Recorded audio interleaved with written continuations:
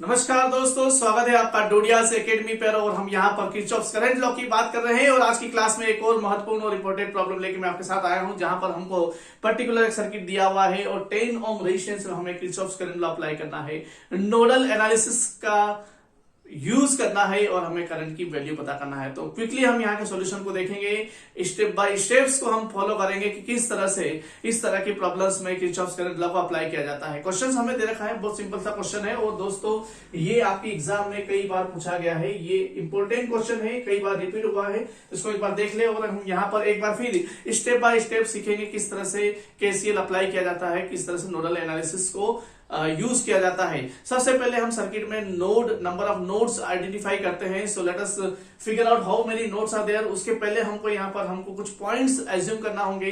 कुछ पॉइंट्स हम यहाँ पर कर लेते हैं, जहां जहां हमारा फिजिबिलिटी है उनको हम पॉइंट्स कह देते हैं। This is the point A, this is point two, point B and C, D, E, F, G, H. ये ना भी करें तो भी चलेगा, लेकिन ये समझने के पर्पज से, क्योंकि हम अभी शुरुआती दौर में हैं, चीजों को समझ रहे हैं, तो हमारी जो कैलकुलेशन है, समझ को आसान बनाने के लिए हम ये सब कुछ करते हैं। अब आप यहाँ पर देखिएगा कि ये हमने नामकरण कर दिया, अलग अलग पॉइंट्स है। उसके बाद आप देख रहे होंगे हमें नोड फिगर आउट करना है। नोड की हमने बात करी, नोड क्या होता है? नोड जहां पर करंट आके मिल रहा हो, या फिर जिस पॉइंट से करंट डिवाइड हो रहा हो, या फिर जहां पर कम से कम 3 ब्रांचेस हो, उसको हम नोड कहेंगे। ठीक है, तो नोड के लिए हम 2-3 चीजें चेक कर सकते हैं। या तो आप चेक कर ले करंट कोई सम अप हो रहा हो तो उसको आप नोड कहेंगे, या फिर ऐसा चेक कर ले करंट वहां पे कोई डिवाइड हो रहा हो, उसे आप नोड कह सकते हैं, या फिर 3 ब्रांचेस काउंट कर ले तो भी नोड कहलाएगा। So with the help of this concept हम कह सकते हैं कि ये आपका एक नोड है जिसे हम कहेंगे नोड बी, ये दूसरा नोड है जिसे हम कहेंगे नोड सी। तो कुल मिला के हमारे पास 2 प्रिंसिपल नोड है। यहाँ पर नीचे भी एक नोड मिलेगा, ये पूरा एक ही नोड कहलाएगा। ये सारे पॉइंट जो हैं एक नोड कहलाएंगे और इस नोड को हम ग्राउंड कर देंगे और यहाँ का वोल्टेज हम मान लेंगे 0 वोल्ट। तो अभी तक हमने क्या क्या किया है? हमने इस पर्टिकुलर सर्किट में number of node figure out किए। हमने देखा है कि यहाँ पर 2 प्रिंसिपल नोड है, नोड बी और node C are the principal node. And यहाँ पर जो नीचे एक नोड है जिसको हमने रेफरेंस नोड कंसिडर किया है, उसको हमने ग्राउंड कर दिया है, वहां का वोल्टेज 0 मान लिया है। Let us assume the voltage at node B is VB and the voltage at node C is VC. So node B पर हमने वोल्टेज VB assume किया है एंड नोड C पर वोल्टेज VC assume किया है। तो ये हो गई हमारी स्टेप 1। स्टेप 1 में हमें नोड फिगर आउट करना होता है, जो कि हमने यहाँ पर कर चुके हैं। स्टेप 2 में हम 1 बाय 1 जितने भी प्रिंसिपल नोड्स है, यानी कि इस पर्टिकुलर क्वेश्चन में 2 प्रिंसिपल नोड है, उन दोनों प्रिंसिपल पर 1 बाय 1 हम किरचॉफ्स करंट लॉ यानी कि केसीएल अप्लाई करेंगे, नोडल एनालिसिस का यूज करेंगे। So let us apply KCL, apply KCL, apply KCL at node B. Okay, node B का वोल्टेज हमें पता है कितना है, वीबी। नोड बी का वोल्टेज है वीबी। और किरचॉफ्स करंट लॉ क्या कहता है? किरचॉफ्स करंट लॉ कहता है the total incoming current. Okay, the Kirchhoff's current law का स्टेटमेंट कहता है कि the total incoming current is always equal to the total incoming current is always equal to the total outgoing current. Node पे जब भी हम देखेंगे currents को, जितना भी आपका इनकमिंग करंट है, जितना भी आपका इनकमिंग करंट है, उसका सम टोटल आउटगोइंग करंट के बराबर हो जाएगा। So this is the statement of KCL. इसको हम अदर वर्ड्स में ये भी कह सकते हैं कि the algebraic sum of all currents at particular node at any node of any electrical circuit is always equal to the 0। जब हम इनकमिंग करंट को पॉजिटिव और आउटगोइंग करंट को नेगेटिव साइड के साथ यहाँ पर एक्सप्रेस करते हैं, तो एल्जेब्रिक सम जब हम इसका फिगर आउट करेंगे तो हमेशा हमको 0 मिलेगा। आप ये किसी भी नोड पर चेक कर सकते हैं, किसी भी इलेक्ट्रिकल सर्किट पर चेक कर सकते हैं। तो अभी हमारे यहाँ पर हमारे सर्किट में कुछ भी नहीं गिवन है।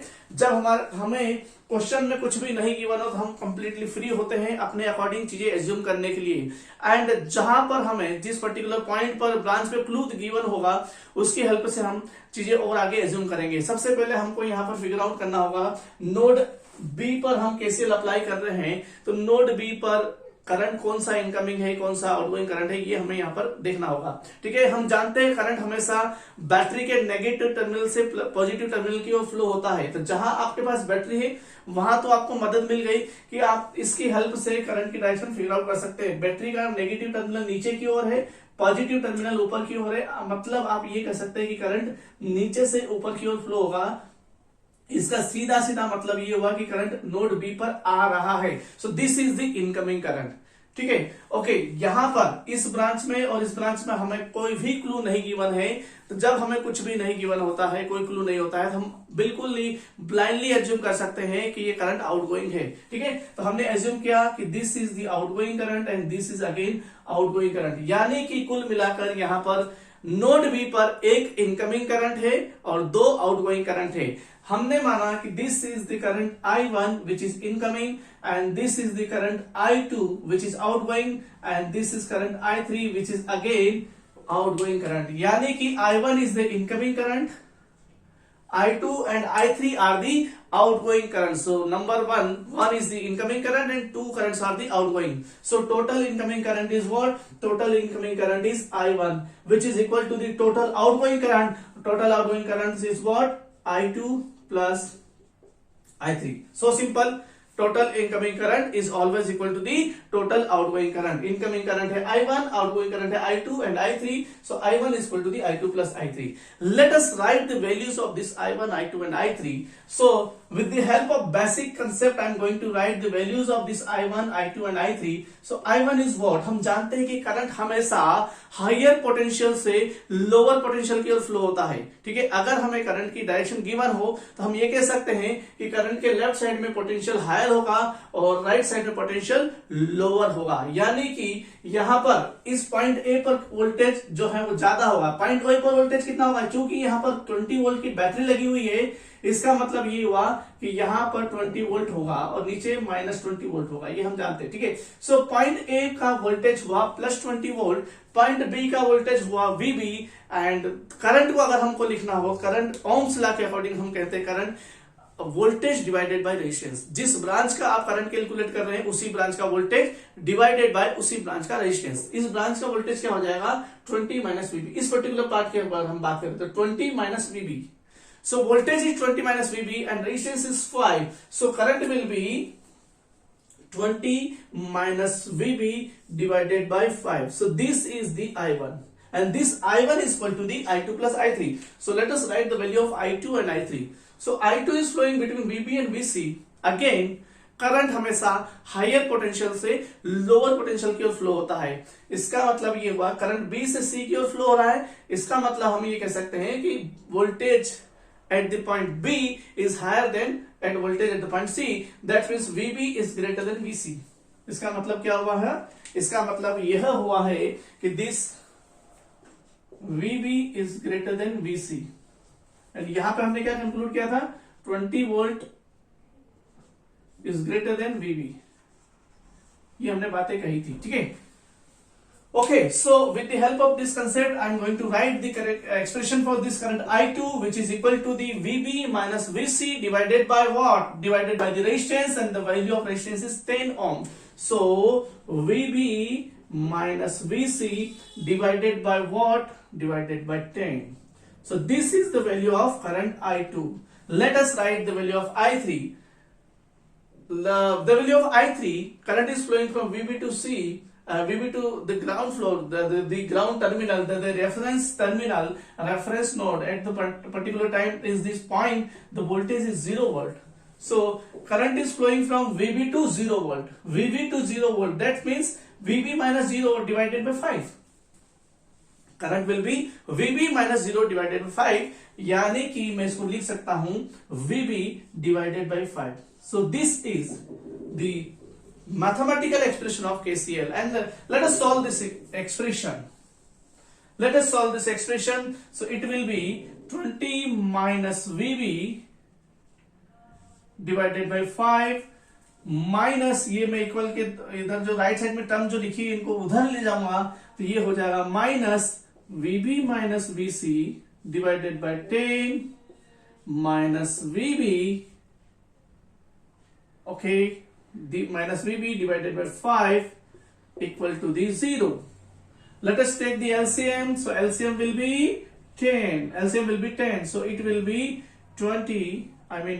2 से मल्टीप्लाई हो जाएगा तो 40 minus 2VB minus VB minus plus VC minus 2VB, and if this is equal to the 0, so that means 2, 3, 4, 5 minus 5VB plus 1 VC equal to the minus 40.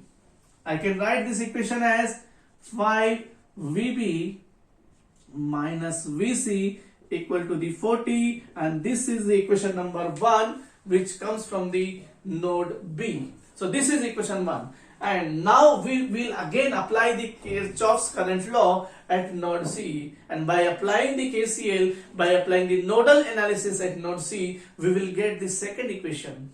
So यहां तक की कहानी आप समझ में आ गई होगी आपको। ये पूरा लिख ले, अगर नहीं लिखा है तो इसका स्क्रीनशॉट ले ले। मैं इस पार्ट को अब रफ कर रहा हूं और नोड सी पर केसीएल अप्लाई करने जा रहा हूं। So please write down this particular portion.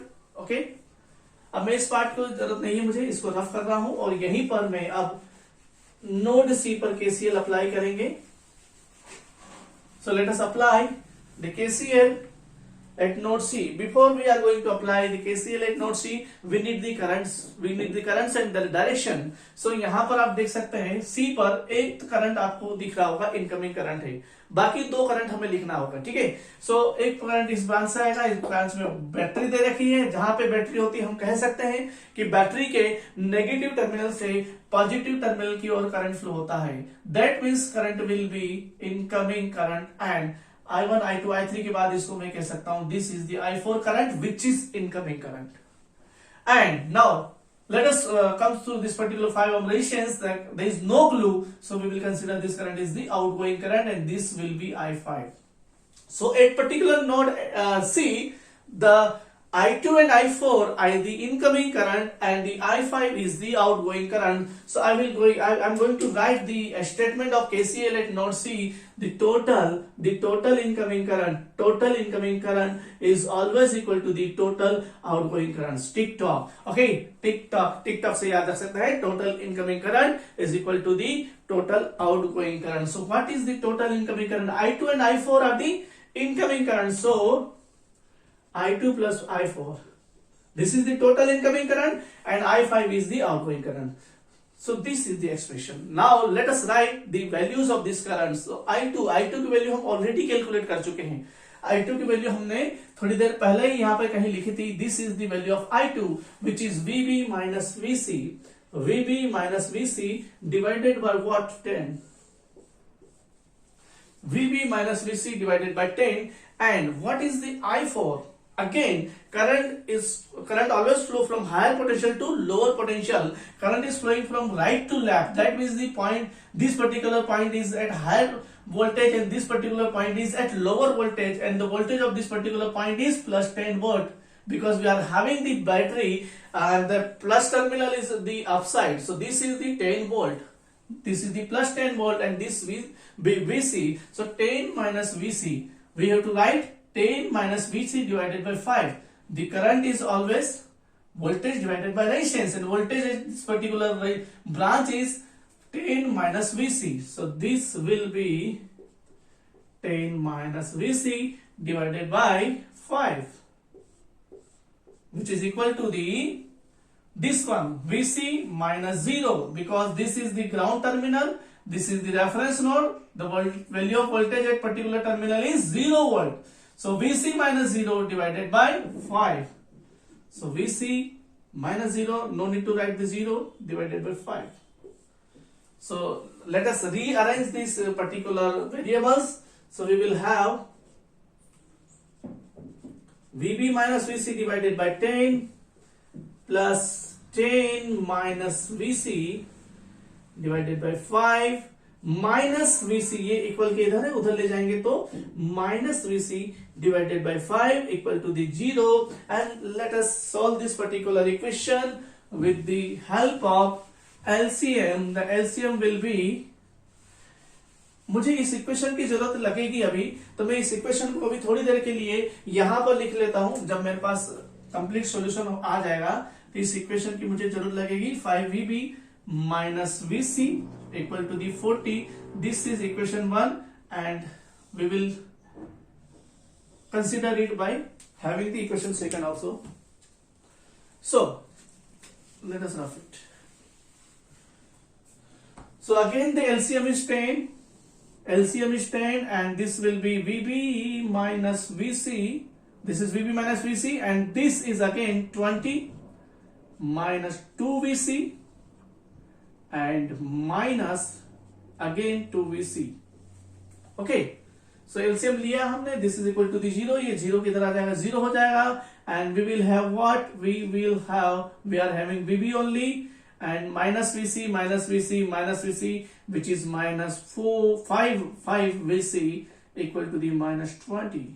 Okay, so 5 VB minus 5 VC equal to the minus 20. So ये इक्वेशन मेरे पास यहाँ पर मिली है, इसको कहेंगे हम इक्वेशन नंबर 2.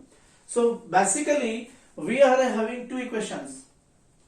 पहली इक्वेशन है मेरे पास 5 VB minus VC equal to the 40 and the second one is minus VB plus VC. इसको हम एक थोड़ा सा एक स्टेप और बढ़ा के प्लस माइनस का खेल है. आप इसको ऐसा भी लिख सकते हैं. एक्चुअली मेरे पास इस तरह से लिखी हुई है तो कोई दिक्कत नहीं, माइनस साइन कॉमन लेंगे तो ये इस तरह से हो जाएगी. Okay, so this is your minus VB plus 5VC equal to the 20. So these are the two equations we are having. Basically minus VB plus 5VC equal to the 20. This is equation second. So by applying the KCL at both the node B and the node C, we are having two equations, the equation number 1 and the equation number 2. There are two variables VB and VC, two variables, two equation. So अब इसको हम scientific calculator की मदद से solve करेंगे. आप इसको solve करिएगा. मैं डायरेक्ट यहाँ पर VB और VC वैल्यू लिखूंगा क्योंकि मैंने ऑलरेडी कैलकुलेट की हुई है. आपको क्या करना है, आपको साइंटिफिक कैलकुलेटर की मदद से इन दोनों इक्वेशन को सॉल्व करना है. एंड जब आप सॉल्व करेंगे तो आपके पास VB की वैल्यू आ जाएगी 9.17 वोल्ट. 9.17 वोल्ट आपके पास VB की वैल्यू आ जाएगी. और जब इसको आप सॉल्व करेंगे तो VC की वैल्यू आपको मिलेगी 5.83 वोल्ट. Okay, 5.83 volt. अब ये जब दोनों आ जाएगी और क्वेश्चन में हमें क्या गिवन है कि 10 ओम रेजिस्टेंस में जो करंट फ्लो हो रहा है उसकी वैल्यू कैलकुलेट करिए.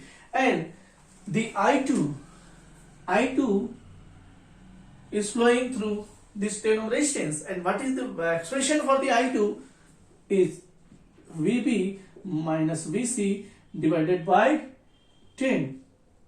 So VB is what? 9.17 and VC is what? 5.83 divided by 10. So this is the I2. जब हम इसको सॉल्व करेंगे 9.17 minus 5.83, so we will have 0.334 ampere. So basically हमारे पास जो आंसर आएगा वो क्या आएगा? 0.334 एम्पियर. ये मेरे पास सॉल्व किया हुआ है ऑलरेडी. आप इसको सॉल्व करिएगा और क्रॉस चेक करिएगा क्या यही आंसर आ रहे हैं. हमारा अल्टीमेटली ऑब्जेक्टिव ये है कि हम बेसिक जो किस तरह से KCL अप्लाई किया जाता है, किस तरह से नोडल एनालिसिस लगाई जाती है, वो हमें अच्छे से क्लियर होना चाहिए, समझ में आना चाहिए. ठीक है, तो उम्मीद करता हूं आज की क्लास आपको मजेदार लगी होगी, समझ में आई होगी. अगर आप मेरा KCL का थ्योरेटिकल एक्सप्लेनेशन देखना चाहते हैं तो आप यहां पर क्लिक करके देख सकते हैं. और इस पर्टिकुलर प्लेलिस्ट के सारे वीडियोस देखना चाहते हैं fundamental of electrical and electronics engineering के या फिर basic electrical and electronics engineering के, तो आप यहां पर प्लेलिस्ट को चेकआउट कर सकते हैं. अगर आप चैनल पर नए हैं तो चैनल को सब्सक्राइब करें, क्लास को लाइक करें, कमेंट बॉक्स में मुझे बताएं कि क्लासेस आपको कैसी लगी. मिलते हैं अगली क्लास में, तब तक के लिए धन्यवाद. जय हिंद, नमस्कार.